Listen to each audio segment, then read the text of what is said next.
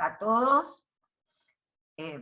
Hoy tenemos nuestra segunda reunión del mes de agosto y quiero agradecer el debate que a partir de Nancy Moreno, bueno, fueron trabajando unos cuantos, fueron participando muchos en ese debate respecto de la existencia del inconsciente, respecto de palabra y lenguaje, etcétera, etcétera.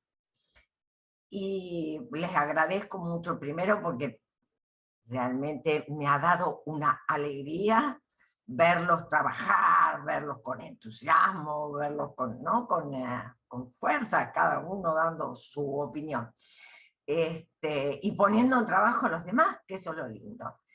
Y por el otro lado, porque a mí misma también me orientó respecto a qué preparar para la reunión de hoy, cómo prepararlo, en fin. Así que bueno, muchísimas gracias y les voy a contar que la reunión de hoy la comencé por un lado con el diccionario de la Real Academia Española, porque fui allí, entre comillas, el mataburro, como decimos en Argentina, a buscar qué es lenguaje y qué es palabra. Me parecía importante ver qué es lo que decía el diccionario general de nuestra lengua, más allá de no esperar encontrar allí una definición psicoanalítica, ya sabiendo que la definición que va a ser el psicoanálisis del lenguaje en palabra es muy, muy propia.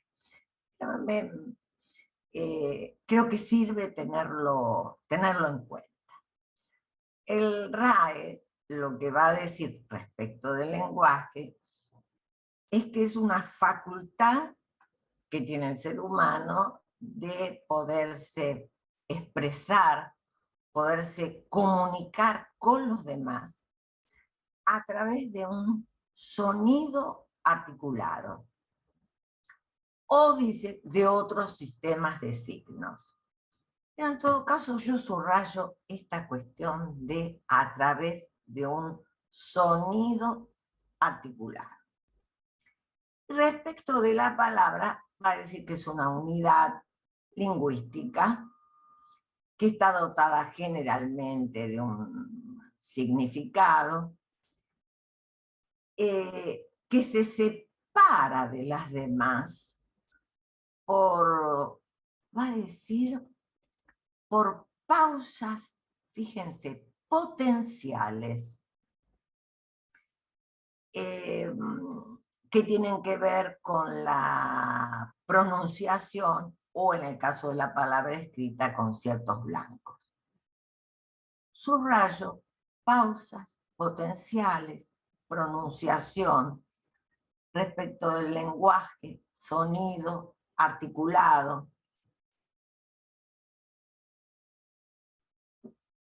También fui, por supuesto, a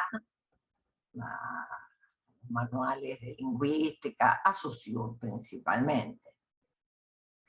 Y allí van a encontrar, en el Tratado General de Saussure, van a encontrar que va a definir al lenguaje como una capacidad innata del hombre.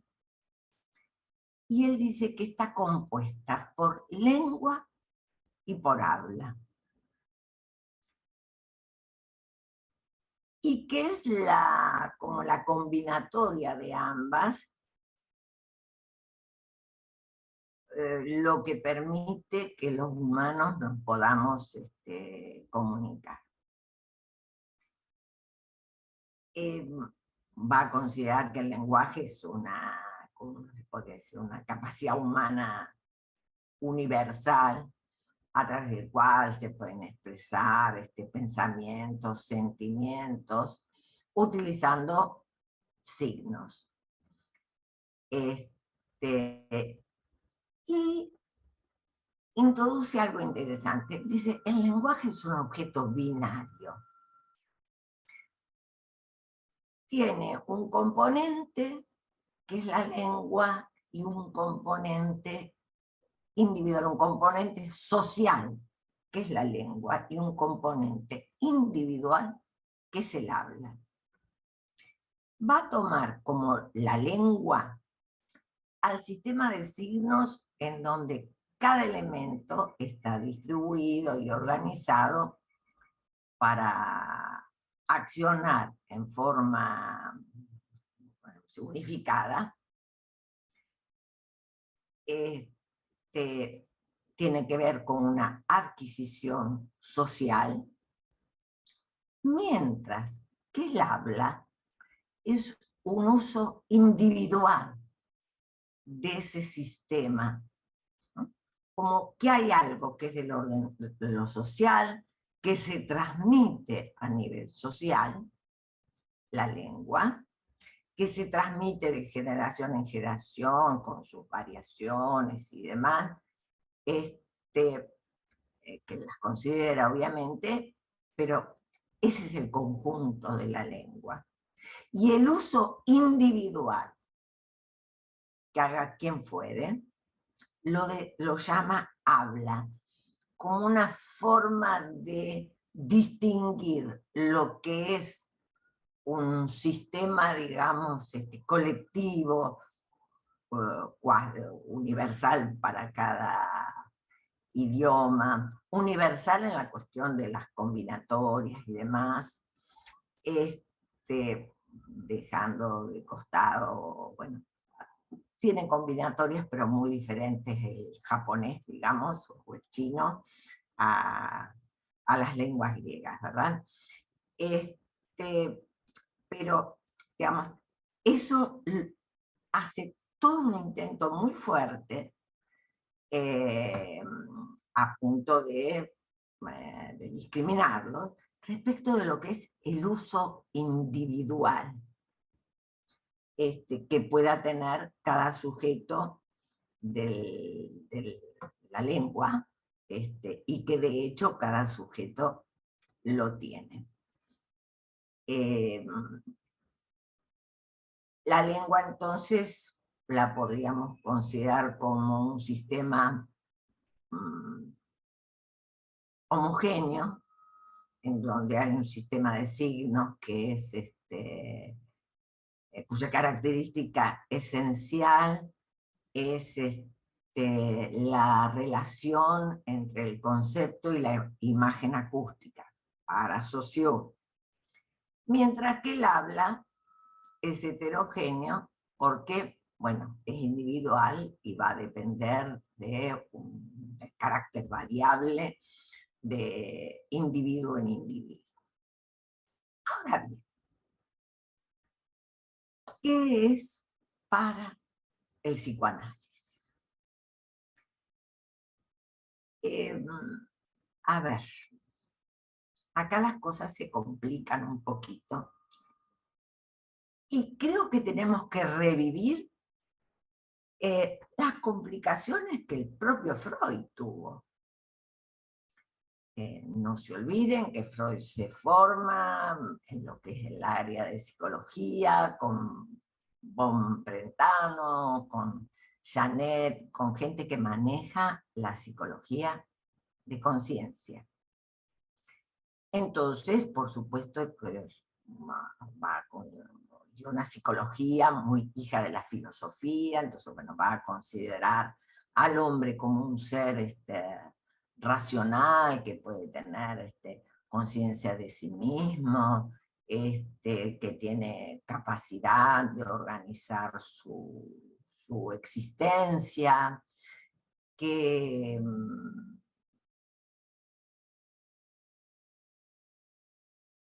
están llamando por teléfono, que que, a ver, y a ver, que tienen capacidad de organizar su existencia y que justamente la experiencia freudiana fue a partir de las primeras pacientes en la salpetriana. ¿Cuál fue la experiencia freudiana?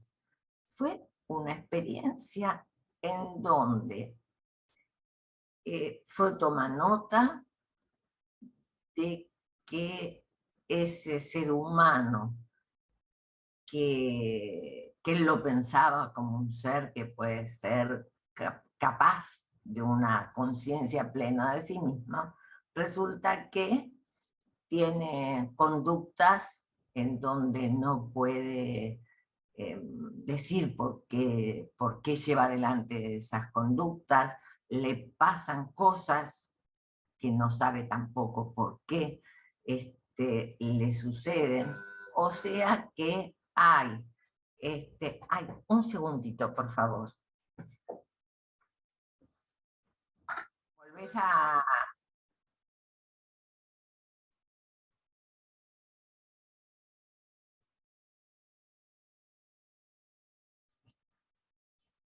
Les decía, eh, a ver, tenemos que recordar que el primer, no, el primer Gibolet, mencionado así como Gibolet, recién en 1915. Pero digamos, la gran diferencia que va a tener Freud respecto del término conciencia con la filosofía es que después de muchos años de trabajo, en 1915, él radicalmente dice: la conciencia es una cualidad que puede estar o faltar. Mientras que para la filosofía no, dice, bueno, acá yo sé que esto va a producir una ruptura con la filosofía, se lo ve afligido. Freud tuvo una formación, digamos, no voy a decir que muy vasta, pero sí su formación en psicología tenía que ver con la filosofía. Ahora bien, tenemos que reconocer que respecto de lo que es el uso de la palabra y el valor de la palabra, Freud tuvo experiencia desde su época de neurólogo. Recuerden que tuvo que trabajar con pacientes afásicos, etc. Y de lo cual resultó la monografía de las afasias y demás.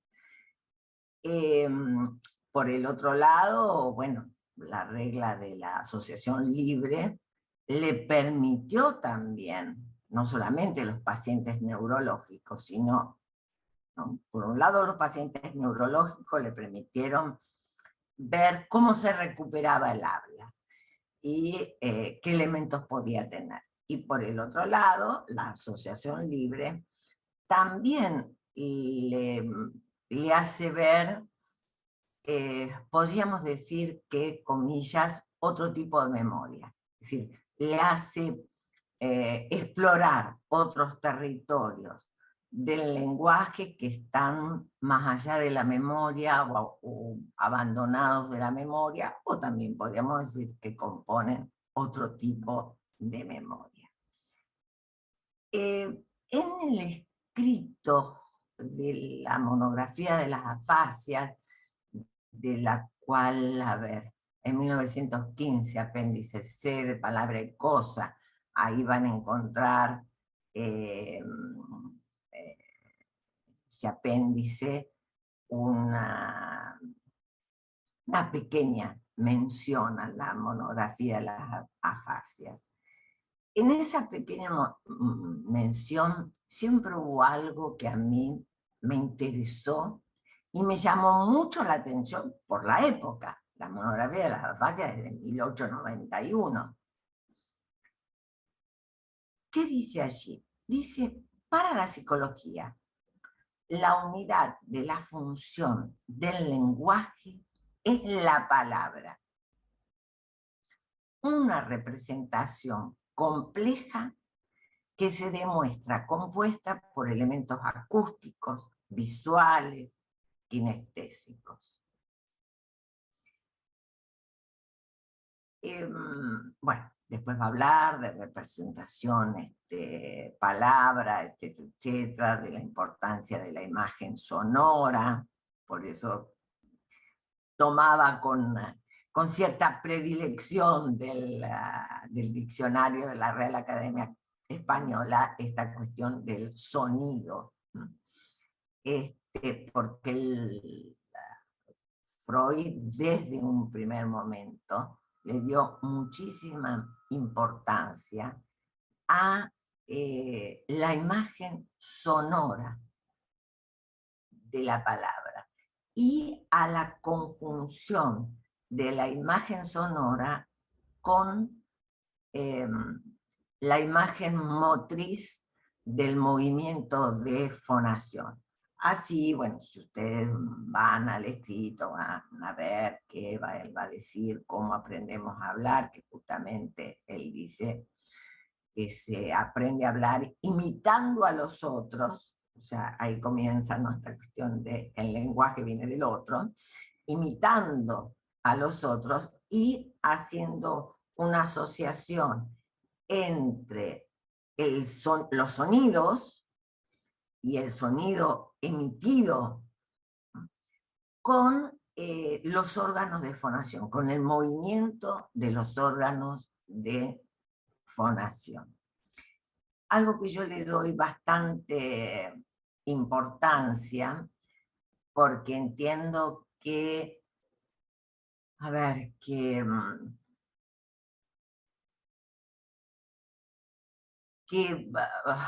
una vez pronunciada una palabra, después puede haber cierta, lanzarse allí, cierta compulsión a la repetición, que es bastante interesante estudiar y demás.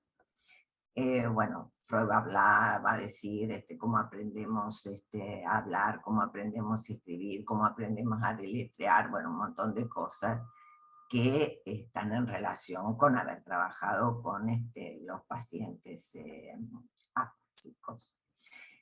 En el proyecto de psicología para neurólogos o proyecto de psicología en 1895, estuve buscando, pues recordaba, pero obviamente bueno, busqué, es en el apartado 3, el último apartado del proyecto, en el punto 1. Hay en el pie una nota de Strachey que me parece muy importante. Es una nota de Strachey que comenta la importancia que para Freud cumple el lenguaje en la operación anímica, dice él. Y dice Strachey, que no es cualquiera, Strachey quizás tenga algún error gramatical en la traducción hacia la lengua española, pero es un excelente traductor de Freud, es un psicoanalista, digamos, muy agudo en sus estudios. Entonces le doy una palabra de importancia a Strachey. Y lo que va a decir es que Freud en el proyecto le da una gran importancia al lenguaje en lo que respecta a lo que Freud llama la operación anímica, sobre todo con respecto a los procesos inconscientes. Es muy larga la frase de Freud, y es muy larga y además un poco compleja, porque está referida a las neuronas, se hace complejo, ¿verdad? Esta cuestión de los diferentes tipos de neuronas. Pero hay una parte de la frase que va a decir que que esta cuestión de la operación anímica en relación con los procesos inconscientes se da a partir de una asociación lingüística. Y que va a decir que esa operación lingüística es esa unión, ahí ratifica esa unión, esa relación, esa combinatoria entre la representación sonora y la imagen motriz. Lo importante también es que encontramos en 1895 que Freud va a hablar de operación lingüística.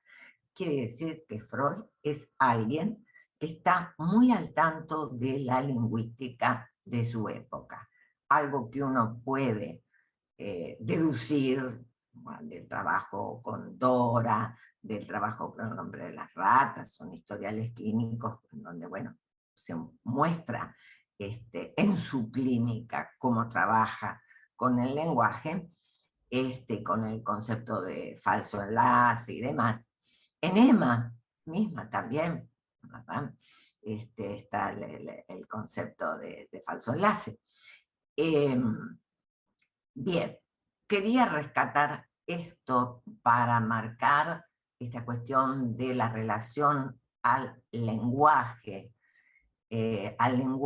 como constitutivo, al lenguaje que se aprende de otros.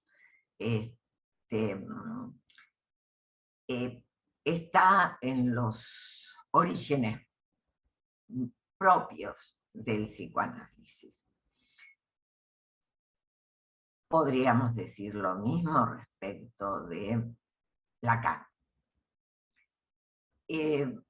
Pero principalmente voy a tomar un texto que es conocido como el discurso de Roma, que sí es un texto que, a ver, no fue pronunciado en su momento, que era en un congreso que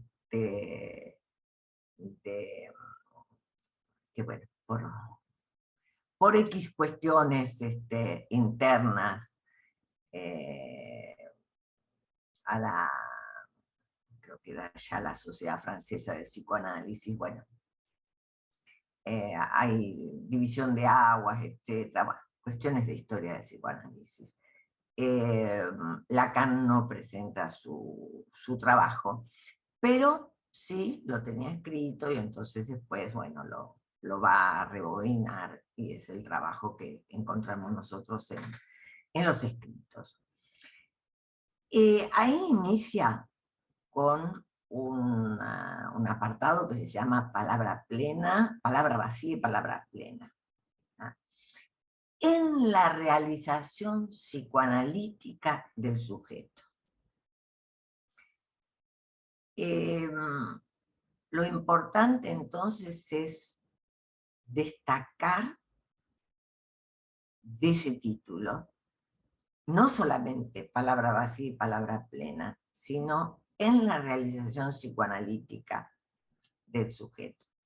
Observen que en el estadio del espejo, como formador del yo, también él habla de en la experiencia psicoanalítica. O sea, Lacan no quiere ser un teórico de la palabra, un hombre que sí ha leído mucha lingüística, desde Saussure, Gemler,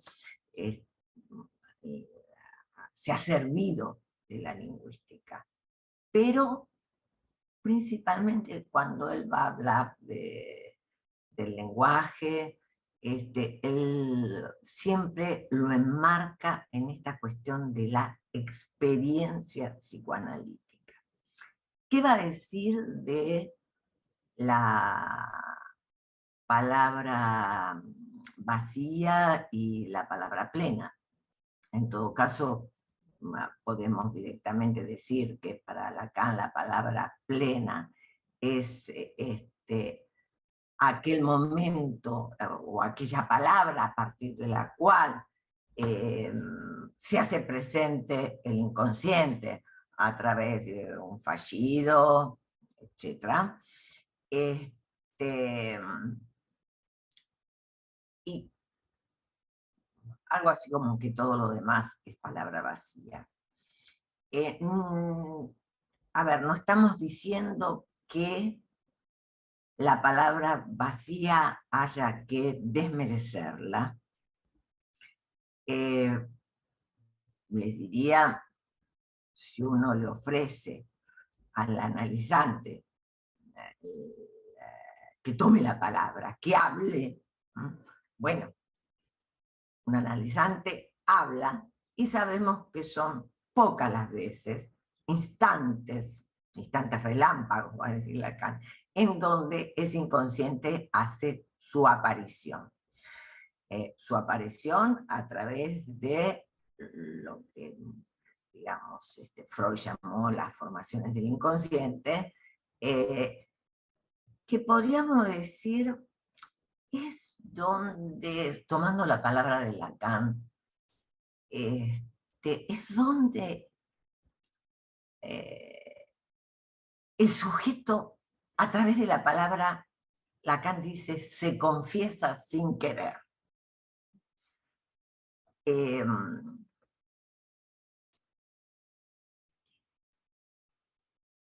Dejo de costado cierta interpretación, digamos, respecto de lo que es el término confesión y la relación con el pecado y demás, no porque no lo tenga, sino porque nos llevaría a todo un desarrollo respecto de la ley, etcétera, etcétera, que ya lo hemos realizado alguna vez.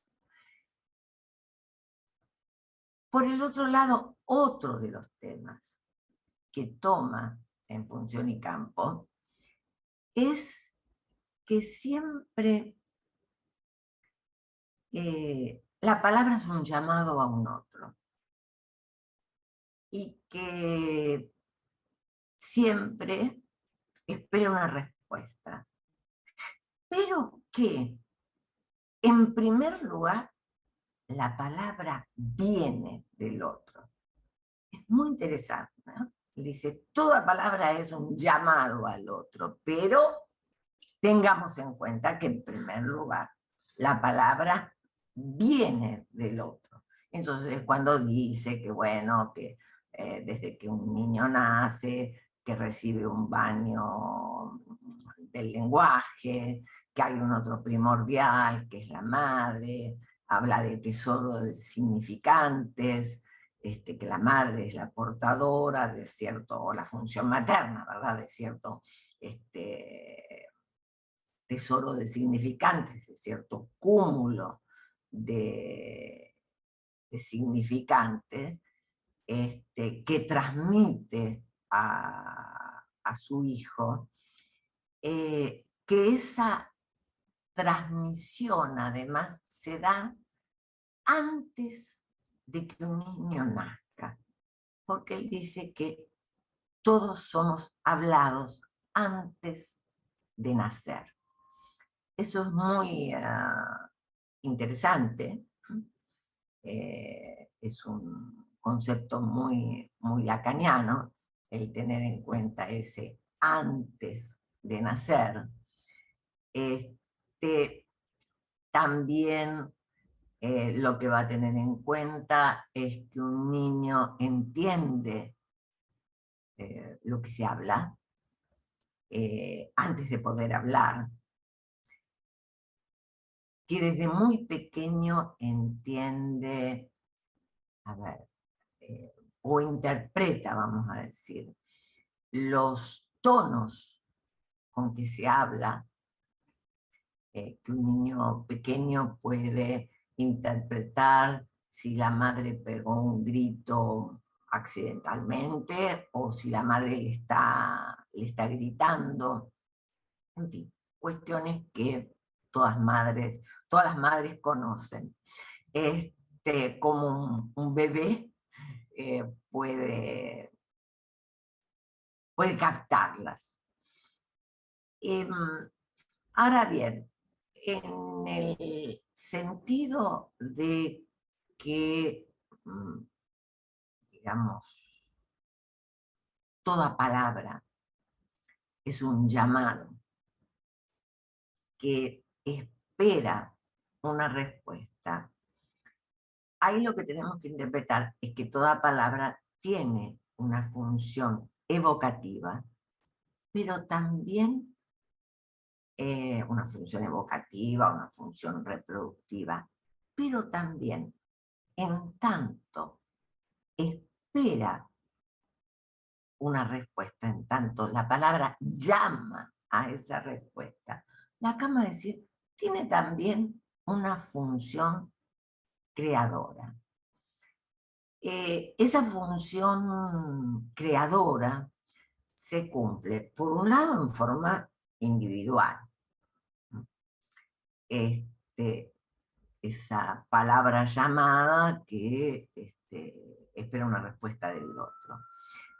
Pero también, en tanto el sujeto es un sujeto sujetado al lenguaje, también podríamos considerar que el sujeto es un sujeto de lenguaje y del lenguaje, ambas cosas. ¿Qué quiere decir que la palabra viene del otro? Quiere decir que el núcleo de nuestro ser no nos resulta directamente accesible, pero que se revela en las formaciones del inconsciente, en los pequeños grandes síntomas también, en tanto formación del inconsciente, que esas repeticiones sabemos que pueden llegar a atormentar a un sujeto. Esas palabras que aparecen como formaciones del inconsciente, formaciones inconscientes que son interpretadas en tanto palabras, que son interpretadas en el discurso analítico en tanto palabras, puede llegar a tener la importancia hasta de atormentar a un sujeto. Y la experiencia freudiana fue, bueno, realmente lo que él escuchaba de sus pacientes histéricas no era nada gracioso, por así decir, ni muy simpático que digamos, y lo lleva a Freud a pensar que el núcleo del ser no es la conciencia, que la conciencia es una cualidad que puede faltar, y que el núcleo del ser está en el inconsciente, y que está construido por un conjunto de palabras pronunciadas por los demás, que vienen del campo del otro.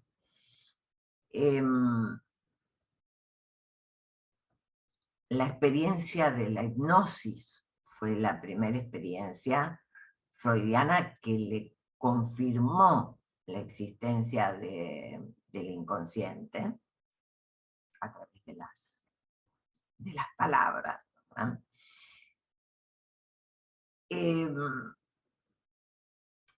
A ver, podemos poner muchísimos ejemplos, pero bueno, no sé, supongamos, qué sé yo, que alguien puede, no sé, un niño puede escuchar, como quien diría de pasada, una conversación familiar, que tenga un abuelo,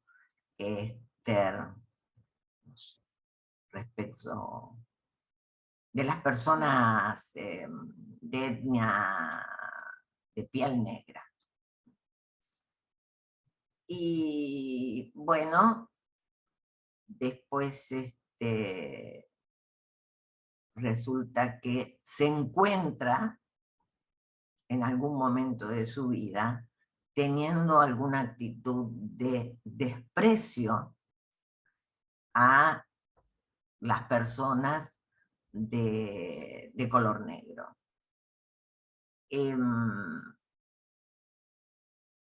Creo que este es un ejemplo muy sencillo, quizás un poco burdo, para mostrar esta cuestión de que el inconsciente es el discurso del otro. Pero muestra de forma muy sencilla que hay una cadena discursiva, ¿no? Que nos preexiste. Pues Lacan va a decir una cadena significante, ¿no?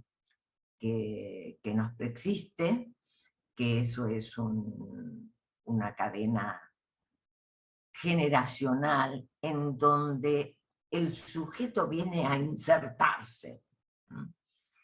O podríamos decir, en donde un individuo, la cría humana, se inserta y justamente por insertarse allí, es que deja de ser una cría para ser un hijo o tener determinados, digamos, lugares en el parentesco. Para tener los lugares del parentesco son lugares sociales, para ocupar un determinado lugar social, lugar que, como vio Lévi-Strauss, tiene que ver con las reglas del parentesco. Por eso en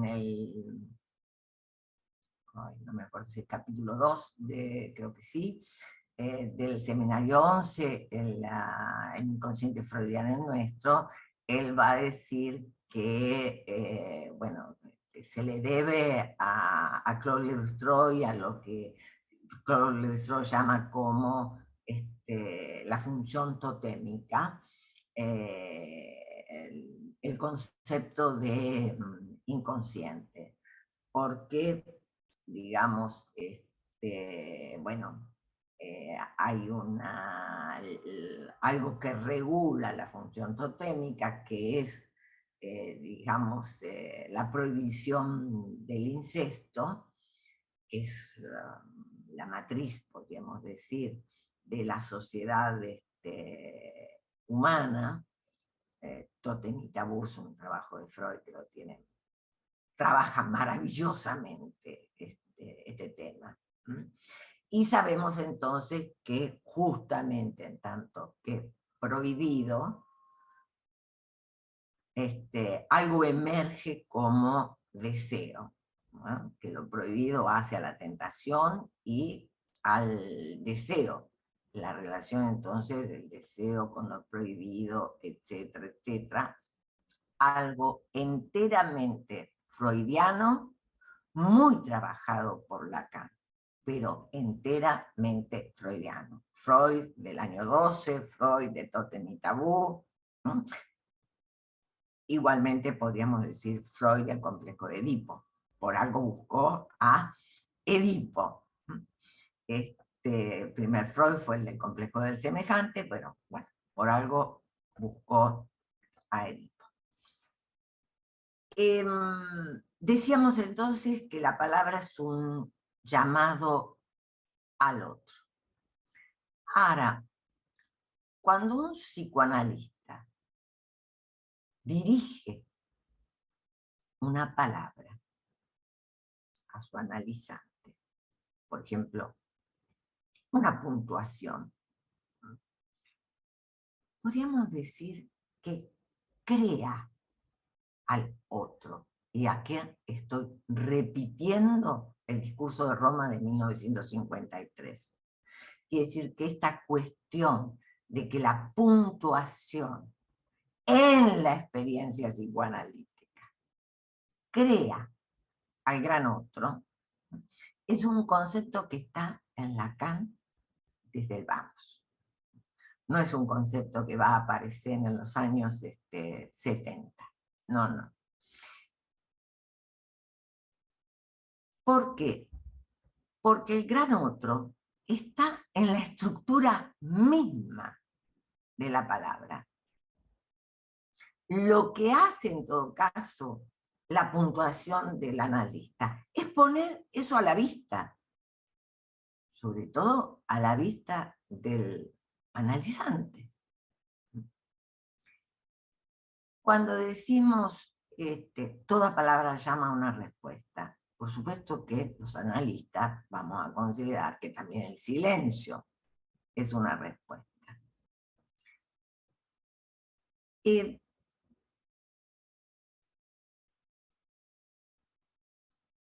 una intervención sobre el gran otro para que haya una producción. Esa palabra que llama a una respuesta es una intervención respecto del otro como semejante. Pero ese otro como semejante no es una célula aislada del entramado social. Ese otro como semejante es efecto de un entramado social. Entonces, de alguna manera, y acá sí estoy tomando palabras de los años 70 de Lacan, es esa palabra, ¿no?, que busca, que provoca al otro, que busca una respuesta, es una intervención sobre el otro para que el otro responda, ¿m? Para que el otro produzca. El llamado, por supuesto, implica la dinámica de presencia-ausencia. Ese es el núcleo de la teoría de lo simbólico en Lacan. Pero no menos que en Freud, porque en todo caso el par presencia y ausencia es lo que Freud trabaja con el niño, con su nietito, el niño del Forlán. Ahora bien, también hay que considerar que el psicoanalista es el destinatario del discurso. La palabra, al implicar una respuesta, siempre implica a un oyente. Entonces, la palabra en la experiencia psicoanalítica, en el dispositivo analítico, implica al analista como oyente. O sea, ese lugar de oyente es el lugar básico y princeps, o sea, por excelencia, del psicoanalista. Cualquier cosa que haga, como dice Lacan en La dirección de la cura, cualquier cosa que el analista haga, callarse, hablar, etc., siempre va a ser tomado como una respuesta a la palabra que se le dirige.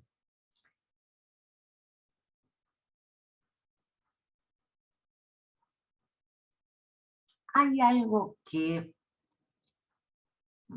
fue una gran experiencia para Freud, que Lacan toma el guante, y lo dice en el discurso de Roma, pero no es propio de Lacan lo que voy a decir, y es que el valor de la palabra en psicoanálisis se trata del valor de la verdad y no de la exactitud.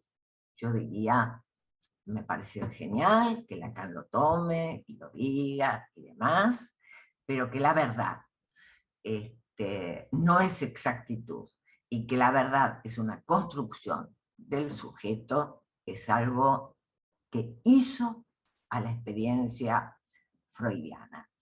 Nos hemos referido un poquito el lunes pasado a eso. Con lo cual podríamos pensar que ese llamado del sujeto tiene que ver con un llamado a la verdad. Es el llamado del sujeto más allá del vacío de su decir.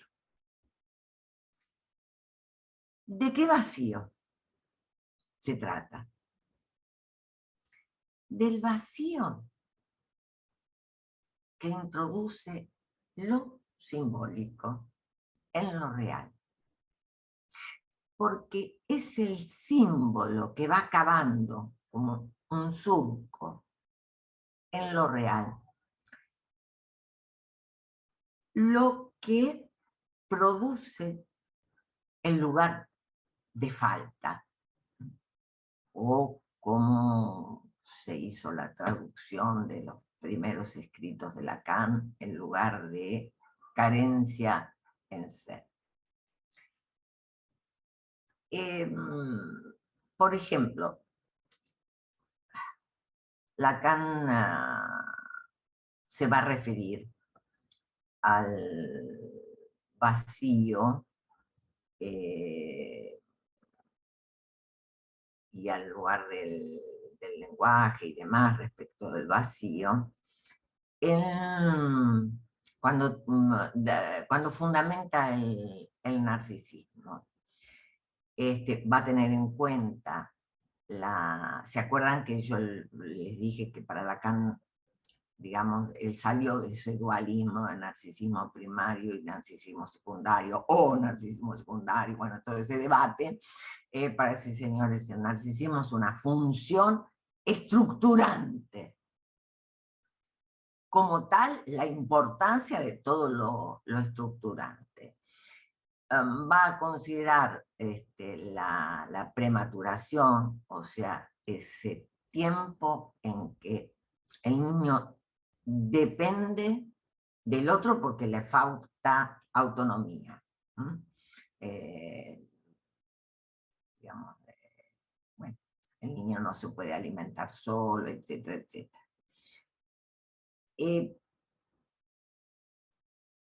Podríamos decir que el mundo del lenguaje introduce una falta en la cual se instala el circuito especular narcisista. Y ahí entonces aparecen dos faltas a la vez. Una falta fundamental que introduce, que conlleva lo simbólico, tanto que lo simbólico es siempre representación. Lo representado no está, o sea, lo simbólico introduce una falta.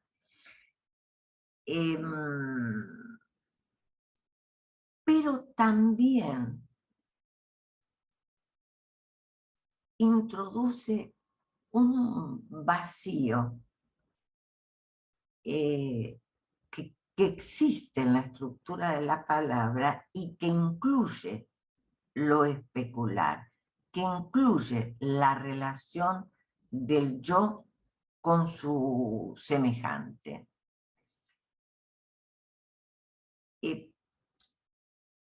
La relación del yo con su semejante, con el decir de su semejante, la posición del yo en formación, ¿verdad?, respecto del decir del semejante, es lo que va a configurar las características del narcisismo.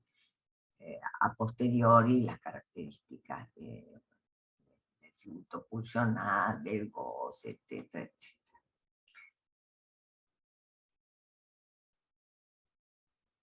Otra cosa a tener en cuenta es que allí donde se puntúa el discurso pronunciado, se ubica el lugar del código, o sea, del gran otro, tengan más o menos presente el grafo del deseo. A partir del cual se define retroactivamente la significación. Que Lacan, por eso, va a decir significación del otro, ¿no? Que queda determinada por el lugar del código. Si algo no pasa por el lugar del código, no cumple su función de mensaje como es para la neurosis, sino que queda como voz real, bueno, como es para la psicosis. La puntuación, entonces, crea la significación como un efecto retroactivo del discurso. En consecuencia, el sujeto recibe del otro su propio mensaje, porque al puntuarlo, estamos puntuando el inconsciente del sujeto. Todo el discurso se organiza con una temporalidad que oscila entre la anticipación y la retroacción. Tema visto por Freud, tema trabajado en el estadio de espejo, etc. Ahora, ¿qué quiere decir esto? Lo que tenemos que tener en cuenta es que esto quiere decir que la puntuación es una forma de hacer historia. Porque no es solamente, anticipación y retroacción en una frase, en una oración, respecto de una palabra. Una palabra. Los psicoanalistas podemos tener el concepto de una palabra. No. Desde que Freud descubrió condensación y desplazamiento, ¿verdad? Metáfora y metonimia, los psicoanalistas no podemos tener el concepto de una palabra. Y Freud, con metáfora, con condensación y desplazamiento, caracterizó el proceso primario, que es la forma de operar del inconsciente. Entonces, si una palabra no es una consideración psicoanalítica, cuando se puntúa una palabra, ¿no? Se está puntuando un lugar en el discurso, ¿no? Un lugar en ese enjambre de palabras,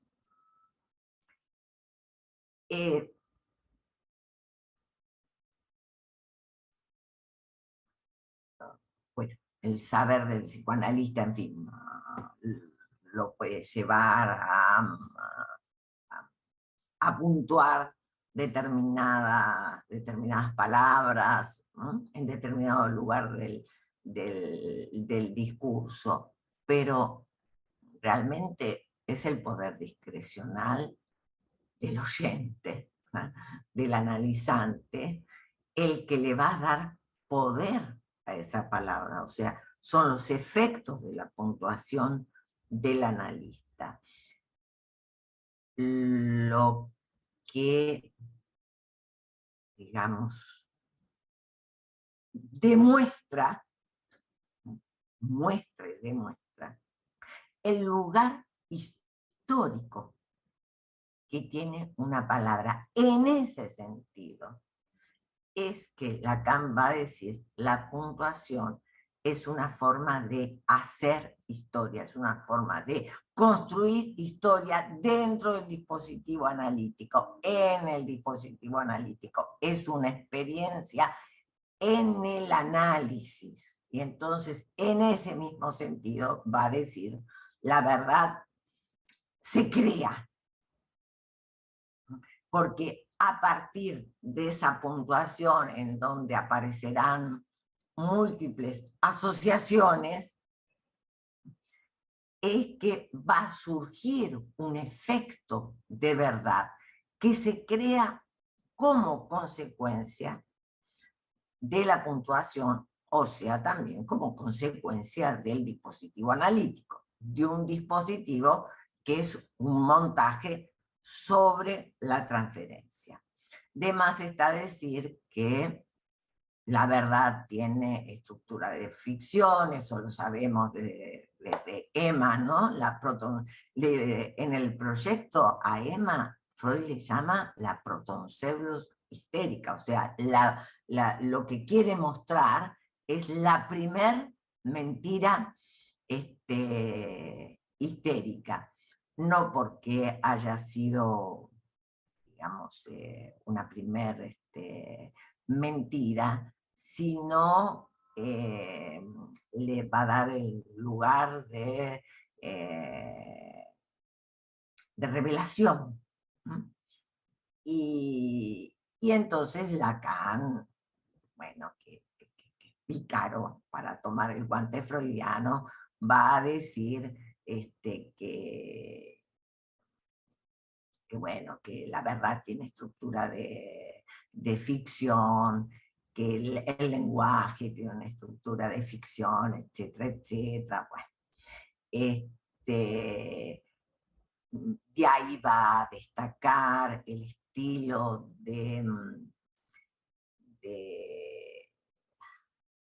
¿cómo es que dicen? Esperen.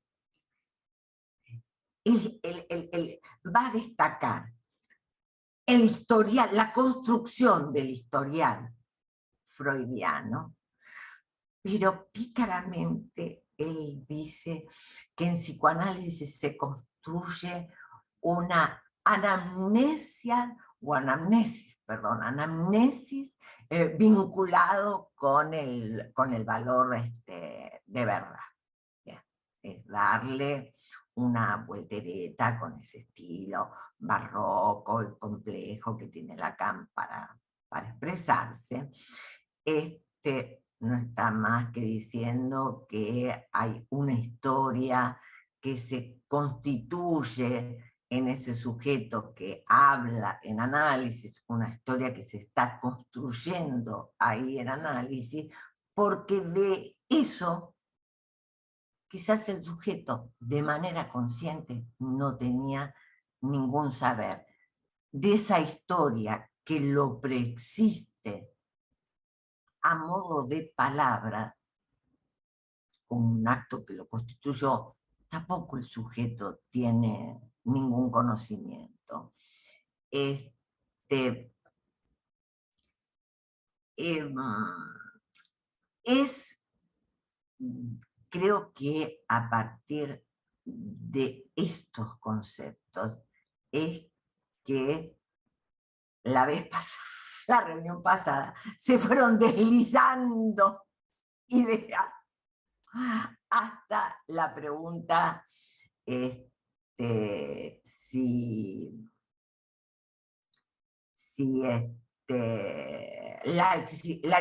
sobre la existencia del inconsciente.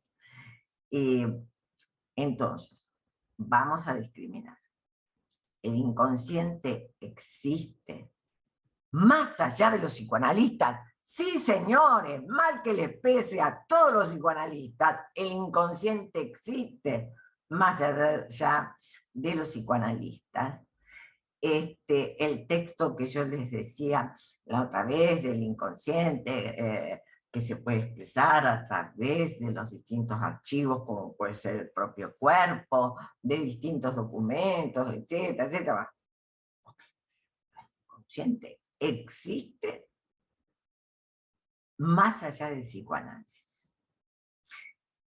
Cuando se dice que se crea al sujeto del inconsciente, es estrictamente hablando en la experiencia psicoanalítica. Allí cuando el analista puntúa algo, O, a ver, no hace falta que el psicoanalista puntúe. Digamos, el psicoanalista puede quedarse callado y el analizante se interpreta a sí mismo lo que dijo, se escuchó, porque es el primero en escucharse, o salió a la puerta y cuando llegó a la puerta, ¡ah! Oh, dije esto y esto otro. Bien, vamos a los comentarios. Espero que haya quedado aclarado esta cuestión, porque es muy importante tenerla en cuenta para después ver el sujeto del psicoanálisis.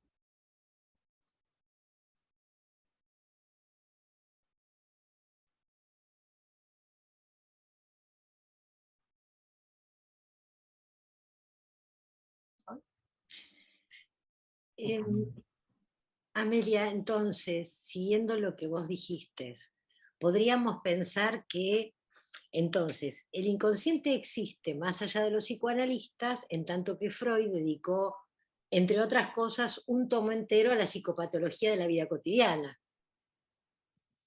¿no? Exactamente, por ejemplo. Por ejemplo, ¿no? O sea, por ejemplo, un tomando, gran escrito, un escrito de mucho trabajo, muy profundo. y por la divulgación del psicoanálisis hasta en la televisión, en los medios, ay, tuvo un fallido, ay, ¿no? Digamos, pero ahí no estaría quien pueda puntuar, digamos, y no se crea él, o sea, no habría esa producción del sujeto, del inconsciente, digamos, como lo plantea, digamos, Lacan. Claro. Ya, Y como lo plantea Freud también, yo creo que Lacan está tomando a Freud, ¿eh? Sí. Me parece que hay, digamos... Me queda claro lo inconsciente como una cuestión de atributo, ¿no? O sea, lo inconsciente en tanto lo que decía antes. Ahora, cuando vos decís en el espacio del análisis, digamos, en todo caso, no solamente el sujeto, digamos, se crea en el análisis, sino que está el analista para puntuar y también el analizante que puede no solamente enunciarlo, sino escucharlo, digamos. Claro. Exacto. Por eso Lacan va a decir que hay 4 lugares ¿no? El analista, el analizante, la palabra y el inconsciente.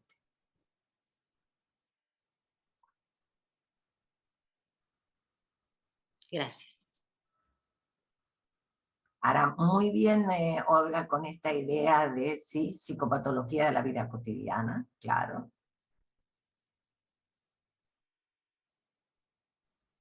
Desde un trabajo inicial a por qué la guerra, en fin.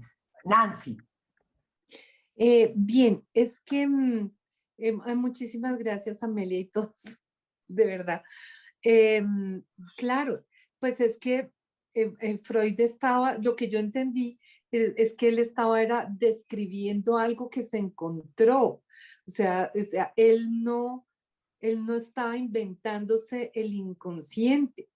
Él estaba diciendo, miren, aquí hay alguito que no habíamos visto que estaba aquí por debajo y que lo vemos es como fugazmente cuando hay actos fallidos, cuando tenemos sueños, o sea, aquí hay algo más que escapa a la conciencia y que escapa a todos los análisis reflexivos que propone la filosofía. O sea, él estaba tratando de escribir algo que es con natural, por eso yo les decía en el chat, esto es ontológico. O sea, nosotros estamos constituidos así todos desde hace 500.000 años hasta ahorita. Y el gran, digamos que como el gran aporte de Freud es primero pescárselo, dónde es que está, mirar como los signos de su existencia y permitirnos toda una metodología para profundizarlo y llegar allá. Eso sí es una genialidad y una originalidad completa. Entonces, eso está muy chévere.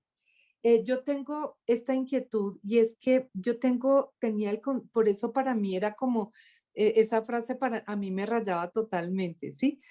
¿Por qué razón? Porque muchas de esas cosas se guardan en el cuerpo.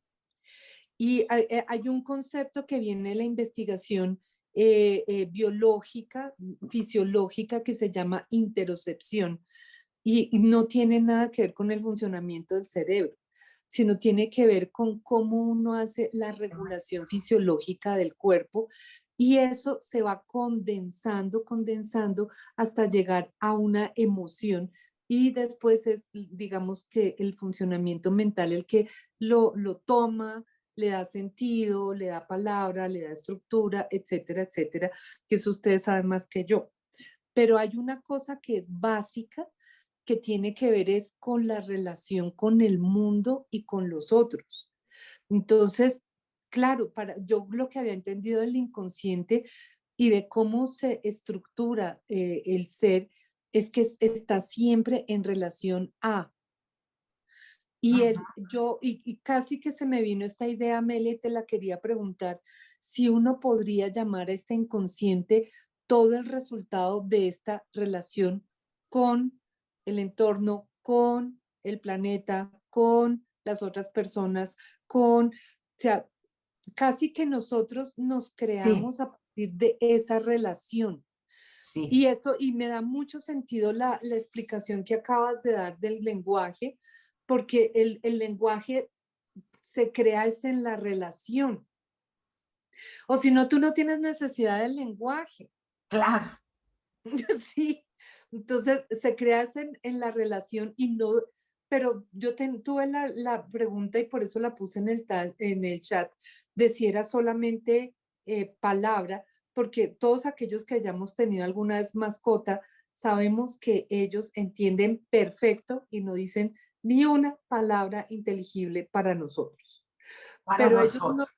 pero ellos nos entienden perfecto. O sea, Perfecto. decimos la palabra que sea y ellos entienden más y nos acompañan y cualquiera que haya tenido una mascota tiene esa posibilidad. ¿Y de dónde aprendieron ellos? Pues de la relación con nosotros. Entonces, y uno Claro, ve, y ese has tomado un tema como sumamente interesante, porque yo te diría, a ver, eh, podemos hablar del animal doméstico, domesticado, etcétera, etcétera, donde, bueno, también sufre un baño de lenguaje, etcétera. Obviamente. Pero, a ver, obviamente la relación del caballo con el jinete, también hay cierta relación de domesticación, pero más allá de la relación con el jinete, el caballo, con cualquier jinete que lo monte, el caballo reacciona de acuerdo a la tensión corporal, o sea, hace, no sé si cabe la palabra, hace una lectura de la tensión corporal, porque decir así sería suponerle un simbólico al caballo, pero sabe, tiene algún saber, una captación, podríamos decir, no saber, una captación de la tensión corporal del jinete y de ahí la reacción del caballo. Eh, bueno, no me puedo acordar cuál fue la película que vi los otros días en donde eh, el abuelo le había enseñado al nieto, agente de nieve, que si aparecía un lobo, que no le bajara la mirada, que no corriera y que no le bajara la mirada, que tenía más posibilidad de que el lobo se fuera si él no le bajaba la mirada. Bueno, toda una cosa muy interesante, ficción humana, pero algo dirá, en algún punto se basará. Ahora, es sumamente importante ese tesoro que se guarda en el cuerpo, sumamente importante.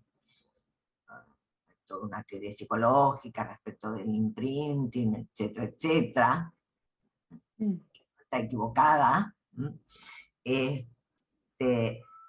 Y el psicoanálisis va a hablar hasta de significantes fechables, como que determinado trauma, una cuestión traumática en el sentido de una excitación que excede la elaboración del aparato psíquico, tanto puede ser agradable o desagradable. Toda excitación que excede la posibilidad de elaboración del aparato psíquico es traumática. Y se va a hablar de significante fechable en el sentido de que hay como una repetición en la fecha. Todos los años, tal día, sucede tal cosa. Aparece tal emoción o sucede una alergia, ¿no? Desde algo anímico, el paciente está deprimido o está eufórico y no sabe por qué, o aparece una alergia, o aparece una psoriasis que una vez, yo tengo un analizante, la psoriasis le aparece una vez al año. Al principio él decía, está la época del año. Después, bueno, fue viendo un poquito más. Él solo se dedicó como a bucear. Solo. Eso que estaba encarnado en su cuerpo. Son significantes encarnados. La encarnadura del significante no es solamente en el ello, es en el cuerpo. Sandra, ¿qué querías preguntar? Que prolijamente estás con la manito levantada. No, en principio era un comentario siguiendo lo que decía Olga. Olga, lo que pasa es que medio se me fue. No, yo pensaba, ella decía algo, bueno, y decíamos todos esto de que sin analista ahí no aparece el inconsciente, ¿no? Y yo iba a rescatar lo que vos dijiste antes en relación a la transferencia, porque sujeto en análisis, su analista no está, y cualquier cosa que le aparece, cualquier fallido, cualquier situación, lo remite a la palabra que se puso, que fue la intervención de su analista, pero por efecto de tratamiento, con lo cual uno dice, pero ¿qué pasaba? ¿No había inconsciente antes? Sí, tan es así que hay, por la palabra de un análisis, que aún ahí sí que hay presencia en ausencia, ¿no?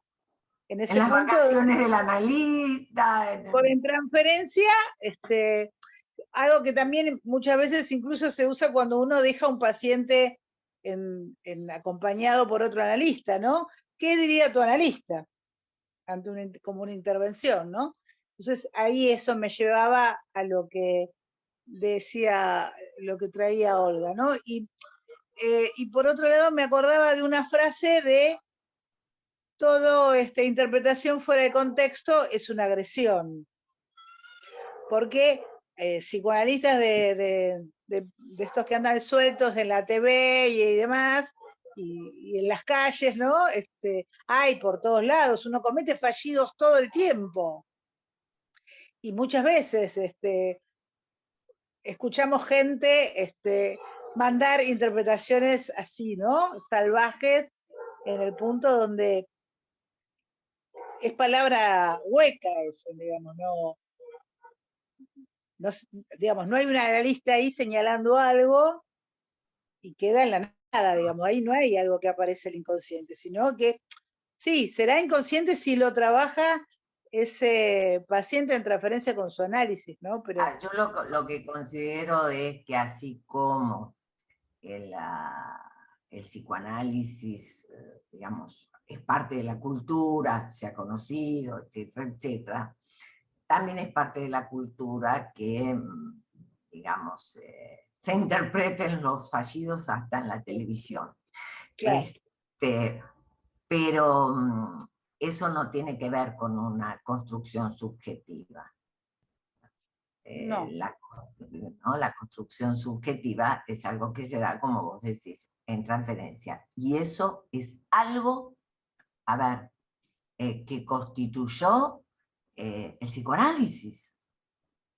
A ver, Freud ya está hablando de la transferencia y de que algunos tratamientos eran difíciles de determinar porque no se disolvía la transferencia, ¿no? En las cartas a Fliss.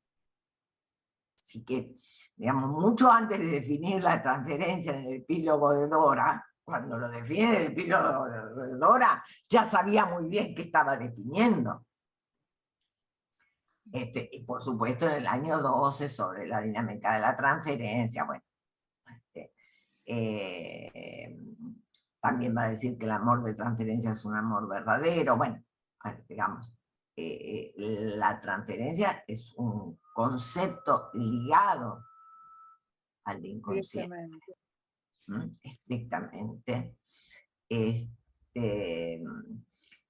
Y es a partir, por eso Lacan quiere rescatar. También lo que hay que entender es que, a ver, Lacan está siempre, no cuando se fue de la IPA, por algo se fue de la IPA, por algo lo echaron. Siempre Lacan está reaccionando en contra de la interpretación estándar. Claro. Cuando Freud dice que no, a ver, desde interpretación de los sueños, Freud dice que no hay interpretación estándar. Y sin embargo, sabemos que se trabajaba con interpretación estándar.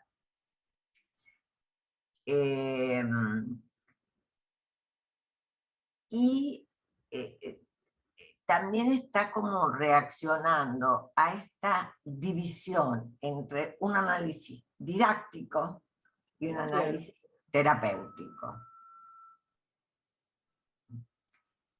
Es ahí donde él quiere rescatar, a propósito de esto, entiendo yo, ¿no? Que es una de las causas en donde él quiere rescatar esto de, yo voy a hablar del sujeto, pero en la experiencia psicoanalítica.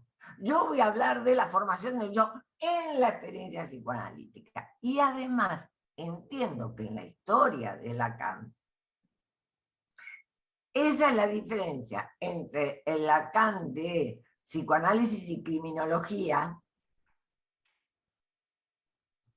que en todo caso diría es un psiquiatra forense que sabe psicoanálisis, y mucho psicoanálisis, y psicoanálisis aplicado, si quieren ustedes el término aplicado, y el Lacan psicoanalista.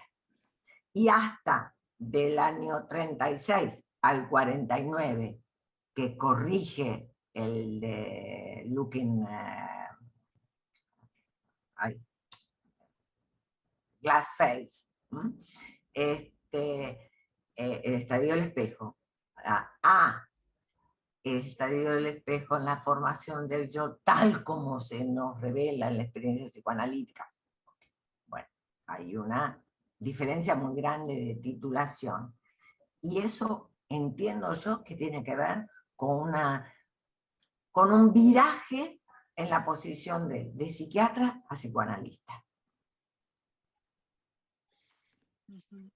Un viraje en la posición de él y obviamente, bueno, hay algo que le quiere comunicar a los psicoanalistas. Intervención sobre los psicoanalistas. Sí. Perdón. ¿Podría leer, con lo que decía recién Nancy, un fragmentito de cortito de la entrevista de Freud, El valor de la vida, de 1926, donde el periodista le pregunta a Freud ¿qué objeción puede hacer contra...? No, perdón. Le pregunta, ¿no nos volvemos más alegres descubriendo que todos abrigamos al criminal o al animal? Y Freud le pregunta al periodista, ¿qué objeción puede haber contra los animales? Yo prefiero la compañía de los animales a la compañía humana, porque son más simples, no sufren de una personalidad dividida, de la desintegración del ego, que resulta de la tentativa del hombre de adaptarse a los patrones de civilización demasiado elevados para su mecanismo intelectual y psíquico. El salvaje, como el animal, es cruel, pero no tiene la maldad del hombre civilizado. La maldad es la venganza del hombre contra la sociedad, por las restricciones que ella impone. Las más desagradables características del hombre son generadas por ese ajuste precario a una civilización complicada. Es el resultado del conflicto entre nuestras pulsiones y nuestra cultura, mucho más desagradables que las emociones simples y directas de un perro. Al mover su cola o al ladrar, expresando su displacer, las emociones del perro nos recuerdan a los héroes de la antigüedad. Tal vez sea esa la razón por la que inconscientemente damos a nuestros perros nombres de héroes como Aquiles o Héctor. A mí me parece, aparte es una entrevista hermosa, hermosa. Preciosa, preciosa. Un adorable Freud con ¿no? Con esa simplicidad. Perdón, pero me parecía... Sí, sí, no, es hermosa. Muchísimas gracias, Olga, muy No, bella. Es hermosa esa entrevista. Se lo voy a leer a mi perro. Y creo que es algo que lo repite, no sé en qué otro, en qué otro pasaje, pero es hermoso. Y realmente, Freud con su perro siempre tuvo perro. Y atendía hasta los pacientes con los perros. Exactamente, atendía con el perro en el consultorio, no tenía problema que el perro entrara y saliera del jardín al consultorio, etc. Era educado, era calladito el perro.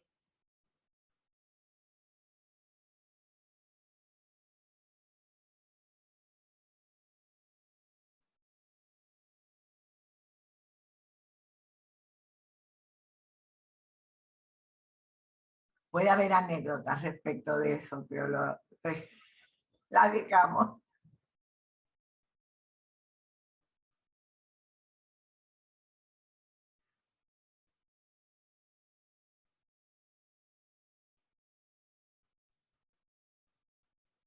Amelia, hola, con Claudia.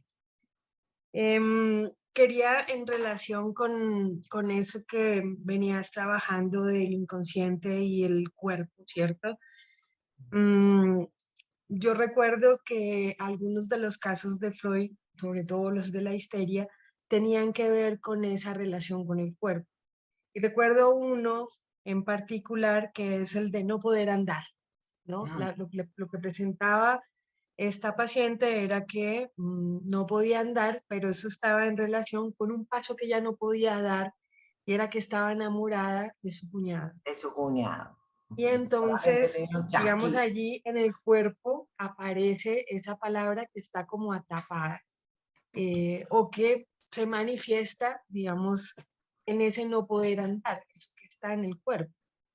Y bueno, en la actualidad eso pasa mucho también, ¿no? Son palabras que, digamos que la persona, como dices tú, bucea, ¿no? Se mete a bucear en su propia historia y se permite encontrar esas relaciones también. Claro. Claro. Porque eso que está encarnado en el cuerpo, está hecho carne, es un deseo y como tal es algo que está en relación a la prohibición. Algo enteramente humano, que en todo caso la prohibición de matar, y la prohibición del incesto es algo humano, algo que está, que funda la cultura.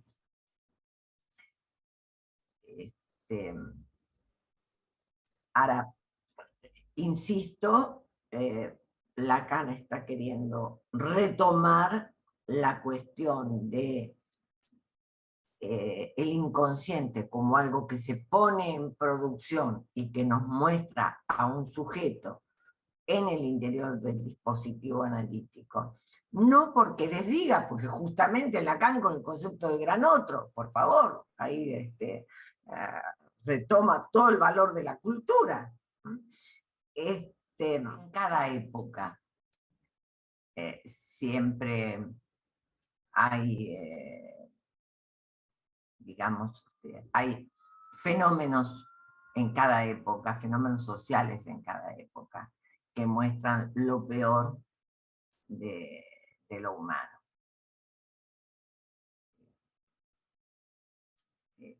Quizás, bueno, nosotros podemos hablar, porque gracias, vuelvo a agradecer a Nancy, Marcelo, Diana Castro también participó. Por favor, seguro que me estoy olvidando de otros que participaron. Alejandra Politi participó, Olga participó, creo que Sandra también, bueno, ahí, pero realmente ojalá siempre participen de esta manera.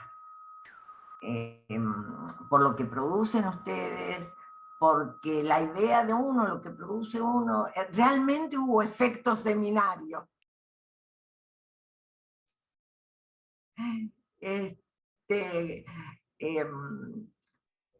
Lo que dice uno provoca algo en otro, y en otro, y en otro, y bueno, ¿no? Y así todos vamos colaborando y todos vamos pudiendo pensar cosas, y pensar siempre es avanzar. Nos vemos. Un beso inmenso para todos y bueno, el WhatsApp abierto, ¿eh? Que descansen. Buen descanso para todos. Buenas noches. Buena semana, buen inicio.